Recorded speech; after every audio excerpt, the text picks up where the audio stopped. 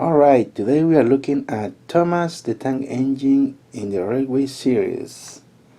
As you can see, the black color right here, it suits him really good. Black color. Can you see the black color? Yeah, perfect. And I cut right here the fender. Can you see the fender? I cut it right here. And actually right here it's not longer as it looks. You see the cut, and I use some cardboard, and see the face is also accurate to the to the railway series. Also the new stickers I use it. Look at the rubber wheels, nice, amazing. The black color here, it's really nice. Also the lamp, see the red lamp.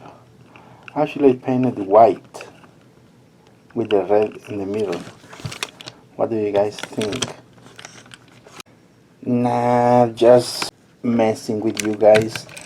I'm looking at a picture on YouTube where Thomas is pink undercoat, and I'm trying to find a model engine painted in pink as is on a video, but I can't see any other model engine Thomas in pink color.